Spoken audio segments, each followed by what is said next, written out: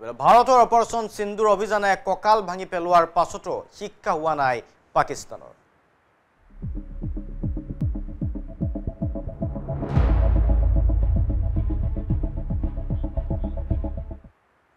দুমাহ পূৰ্বে ভাৰতৰ আক্ৰমণত দিগবিদিক হেৰুৱাই দেশখনে কান্দি কান্দি শৰণাপন্ন হৈছিল আমেৰিকাৰ। এতিয়া আমেৰিকাৰ ৰাষ্ট্ৰপতিয়ে কিছু সদ্ভাৱ দেখুৱাৰ পাছতে উপদগৰে নাচিছে দেশখনে।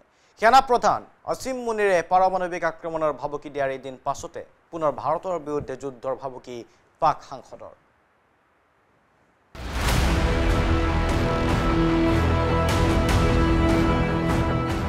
আমেৰিকাৰ উচতনিত উন্মাদ হৈ পৰিছে পাকিস্তান। আসিম মুনিৰৰ পাছত ভাৰতক যুদ্ধৰ ভাবুকি পাক সাংসদৰ। ভাৰতীয় সেনাই চলোৱা অপাৰেশ্যন সিন্দুৰ অভিযানে কঁকাল ভাঙি পেলোৱাৰ পাছতো শিক্ষা নহল পাকিস্তানৰ। দুমাহ পূৰ্বে ভাৰতৰ আক্ৰমণত দিগবিদিক হেৰুৱাই দেশখনে কান্দি কান্দি শৰণাপন্ন হৈছিল আমেৰিকাৰ। এতিয়া নিজৰ স্বাৰ্থত পাকিস্তানৰ প্ৰতি আমেৰিকাৰ ৰাষ্ট্ৰপতিয়ে কিছু সদ্ভাৱ দেখুৱাৰ পাছতে পুনৰ প্ৰকৃত চৰিত্ৰ ওলাই পৰিছে পাকিস্তানৰ। ইটা বান্ধি ৰাখিলেও নেজ চিধা নহয় কুকুৰৰ।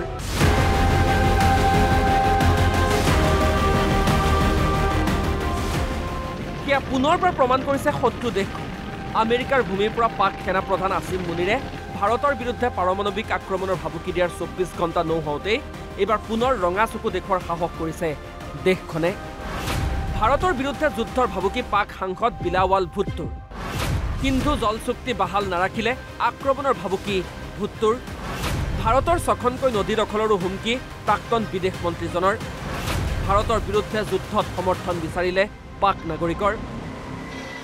लेकिन अगर जंग छेड़ा गया है तो हम शाह अब्दुल लतीफ पिठाई की धरती से मोदी सरकार को बताना चाहेंगे कि हम पीछे नहीं हटते, हम झुकते ही नहीं हैं।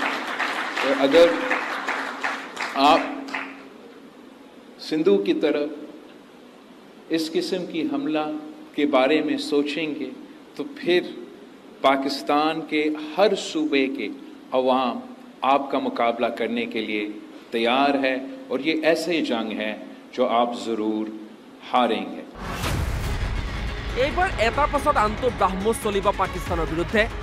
140 কোটি ভাৰতীয় প্ৰস্তাৱ কৰিলে সুনামিত উঠি যাব পাকিস্তান। বিলাৱাল ভুট্টোৰ ভাবুকিৰ পাছত এইদৰে যথেষ্ট উষ্মাৰে প্ৰতিক্ৰিয়া ব্যক্ত কৰিছে অভিনেতা তথা বিজেপি নেতা মিথুন চক্ৰৱৰ্তীয়ে। सर मैं कभी पाकिस्तान के अवाम के अगेंस्ट में हमारा कुछ कहना नहीं है कि पाकिस्तान का अवाम जो है वो युद्ध नहीं चाहते हैं, अच्छे लोग हैं सब। लेकिन अगर ऐसी बातें करते रहेंगे तो फिर खोपड़ी सनक गई तो फिर दूसरा हो जाएगा ना। फिर एक ब्रह्मस चला तो दूसरा ब्रह्मस चलेगा। और अगर कुछ नहीं हुआ तो हमने सोचा एक डैम बनाएंगे और 140 करोड़ आदमी उधर पेशाब करेगा, फिर डैम खोल देगा, कोई गोली नहीं चलेगी, सुनामी आ जाएगा। उल्लेख्य जे देवबारे आमेरिकार भूमिर পৰা পাকিস্তানৰ সেনা প্ৰধান আসিম মুনিৰে পৰমাণু আক্ৰমণৰ ভাবুকি দিছিল ভাৰতক। তাৎপৰ্যপূৰ্ণভাৱে পাকিস্তানে এইবাৰ আক্ৰমণ কৰিলে ভাৰতৰ আটাইতকৈ সম্পদশালী উত্তৰ পূব তথা অসমত আক্ৰমণ চলোৱাৰ কথা উল্লেখ কৰিছিল। ভৱিষ্যতে ভাৰতে আক্ৰমণ কৰিলে এই পৰমাণু আক্ৰমণৰ দম ঢালি মাৰিছিল আসিম মুনিৰে। প্ৰত্যুত্তৰত আমেৰিকাৰ সমৰ্থন পোৱাৰ লগে লগে পাকিস্তানৰ প্ৰকৃত চৰিত্ৰ ওলাই পৰা বুলি মন্তব্য কৰিছে ভাৰত চৰকাৰে। এতিয়া লক্ষণীয় হ'ব পৰৱৰ্তী দিনত এই বাকযুদ্ধই কি ৰূপ গ্ৰহণ কৰে। National desk NB News।